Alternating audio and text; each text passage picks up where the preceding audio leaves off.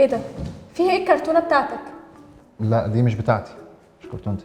بقالها قد ايه هنا؟ هي موجوده هنا من قبل ما انا اجي اصلا، بس هي في كل الاحوال مش بتاعتي، مش مشكلتي. وفيها ايه بقى الكرتونه دي؟ الكرتونه دي فيها مشكله، يعني فيها مشكله. مشكله. طب ينفع اشوفها؟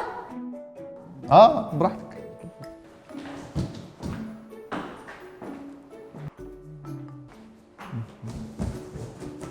بصي انت محتاجه تفكري كويس قوي قبل ما تفتحيها، ليه؟ عشان انا قلت لك هي مشكله.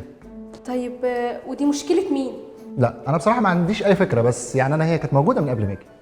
يعني انت ما تعرفش دي مشكله مين؟ لا بصراحه انا ما يهمنيش اعرف، انا عندي حاجات اهم اعملها. هي دي بتاعت حضرتك؟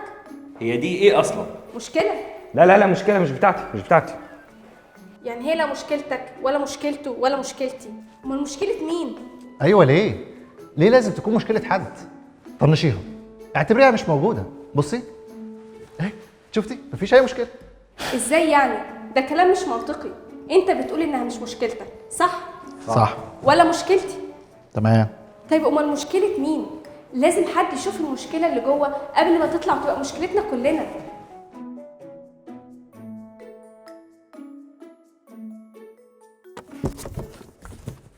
انا مشكله.